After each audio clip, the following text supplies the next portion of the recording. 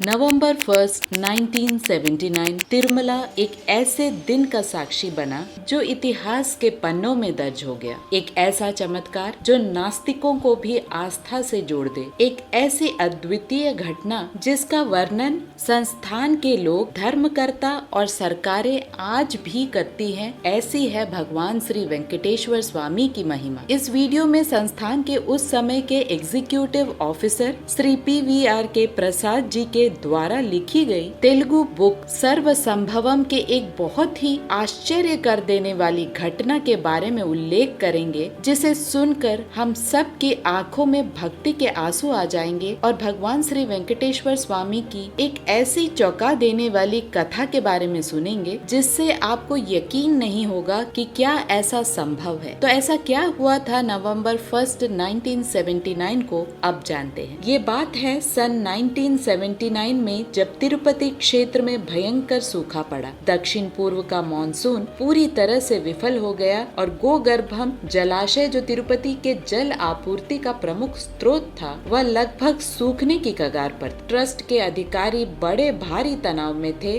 Trust के अधिकारियों को अपेक्षा थी कि सितंबर और अक्टूबर की चक्रवाती हवाओं से थोड़ी बहुत वर्षा हो सकती है, लेकिन नवंबर आ पहुंचा। थोड़ा बहुत बस महीने भर का पानी शेष रह गया था। मौसम विभाग स्पष्ट कर चुका था कि वर्षा की कोई भी संभावना नहीं है। सरकारें हाथ खड़ी कर चुकी थी। ट्रस्ट के सामने मंदिर के दर्शन निषेध करने के अतिरिक्त अन्य कोई विकल्प नहीं बचा। दर्शन निषेध अर्थात दर्शन पूजन अनिश्चित काल के लिए बंद कर देना। ट्रस्टियों की आत्मा स्वयं धिक्कार रही थी कि कैसे श्रद्धालुओं को यह बात बताई जाए कि जल के अभाव के कारण देवस्थान में दर्शन प्रतिबंधित कर दिया गया है, किंतु दर्शन बंद करने के अतिरिक्त कोई विकल्प नहीं बचा। संस्थान के लोगों को ये भय सता रहा था और रातों की नींद उड़ गई थी कि किस तरह विधर्मियों, नास्तिकों और मूर्ति पूजन के विरोधियों का आनंद अब चरम सीमा पर होगा। उन्हें एक मौका मिल जाएगा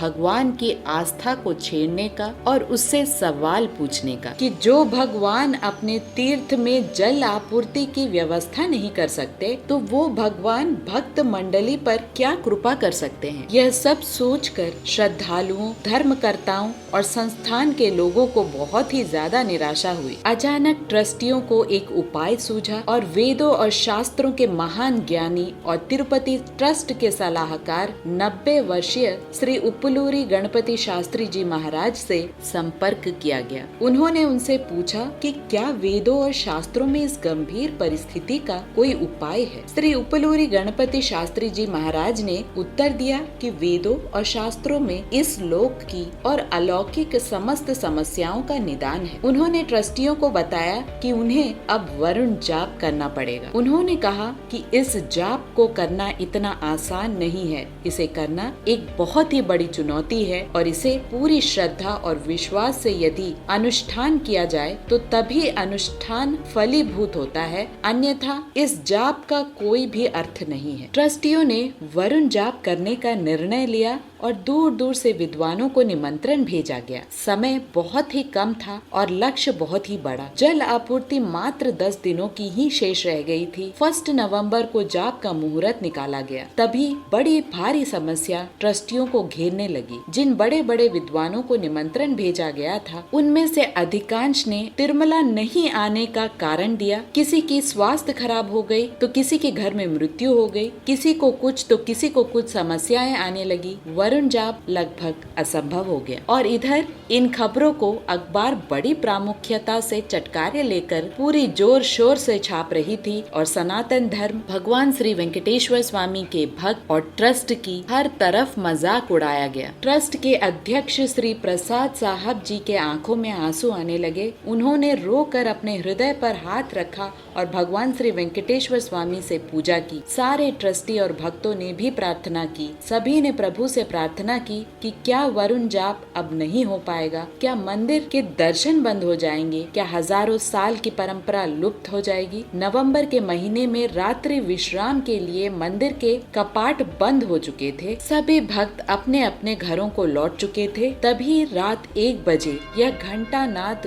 गूंज उठा। पूरे तिरुमला पर्वत पर मानो प्रभु सबसे कह रहे हो कि चिंता मत करो, मैं तुम्हारे साथ हूँ। सभी संस्थान के लोग और भक्त दौड़े दौड़े मंदिर के पास आए, लेकिन आगम शास्त्र की वजह से मंदिर के कपाट को सुबह सुप्रभातम सेवा के पहले खोला नहीं जा सकता था। उन्होंने सुबह तक इंतजार किया। लोगों को लगा कि शायद कोई भक्त मंदिर के अंदर रह गया हो और अपने होने का सबूत देने के लिए बड़े बड़े घंटों को पूरे जोर शोर से बजा रहा हो। अगले दिन सुबह जैसे ही मंदिर का कपाट खुला, पूरे मंदिर के चप्पे चप्पे को छाना गया, लेकिन किसी का भी पता नहीं चला। और क्या था, इससे सभी को यह यकीन हो गया कि भगवान श्री वेंकटेश्वर स्वामी का यह संकेत था कि निराशा से बाहर निकले और वरुण जाप प्रारंभ करें। यह ऐसा चमत्कार था जिससे सभी की खुशी के आंसू निकल पड़े। 8 नवंबर को पुनः मुहूर्त निकाला गया। जो विद्वान अनुष्ठान के लिए नहीं आ पा रहे थे, वे फिर से लौट गए। वरुण जाप 3 दिनों तक चलने वाला परम कठिन वैदिक प्रक्रिया है। यह प्रातः लगभग 3 बजे आरंभ होता है। इसमें कुछ विद्वानों को तो घंटों छाती तक पुष्करणी सरोवर में खड़े रहना पड़ता है और मंत्र जाप करना पड़ता है। कुछ भगवान के अर्च विग्रहों को अभिषेक करते हैं, कुछ यज्ञ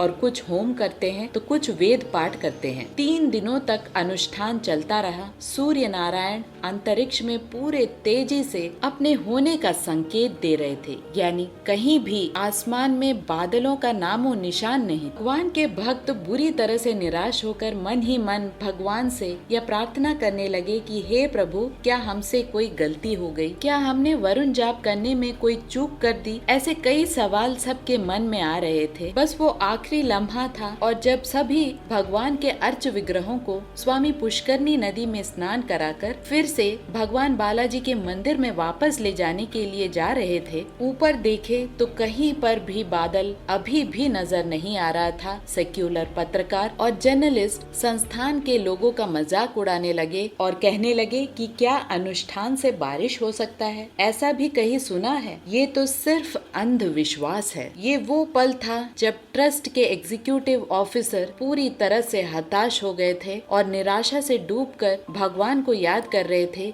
कि कोई तो रास्ता होगा जिससे इस समस्या का हल निकले। वे मन ही मन भगवान से प्रार्थना कर रहे थे कि हमसे कौन सा अपराध हो गया, क्यों प्रभु ने हमारी पुकार अस्वीकार कर दी। अब हम संसार को और भक्तों को क्या मुंह दिखाएंगे? सर ऊपर उठाकर देखा तो आसमान में काले काले पानी से भरे हुए बादल उमड़ गए और घनघोर बिजली कड़कने लगी। 2-3 सेकंड में मूसलाधार वर्षा आरंभ हो गई। ऐसी वर्षा की सभी लोगों को भगवान के उत्सव विग्रहों को लेकर मंदिर की ओर दौड़ना पड़ा। फिर भी वे सभी ऊपर सर से लेकर नीचे पैरों तक पूरी तरह से भीग चुके थे। सभी के मन उत्साह से भर गए और भगवान श्री वेंकटेश्वर स्वामी की इस महान चमत्कार को देखकर सभी के मन में श्रद्धा जाग उठी और सभी ने भगवान श्री वेंकटेश्वर स्वामी को नमन किया और फिर से उनका धन्यवाद किया कि इस महान संकट की घड़ी में भी भगवान श्री वेंकटेश्वर स्वामी ने किसी को निराश नहीं किया। यह चमत्कार और भी चौंका देने वाला था क्योंकि तिरुमला में ही यह बारिश हो रही थी और तिरुपति और तिरुमला के आसपास के कोई भी जगहों में बारिश का नामो निशान नहीं था। ये चमत्कार नहीं तो और क्या है, और भगवान का यह आशीर्वाद है भक्तों के लिए जिन्हें वे बहुत ज्यादा प्यार करते हैं और उन्हें निराश कभी नहीं देख सकते। यह घटना सबके सामने घटित हुई और हजारों पत्रकारों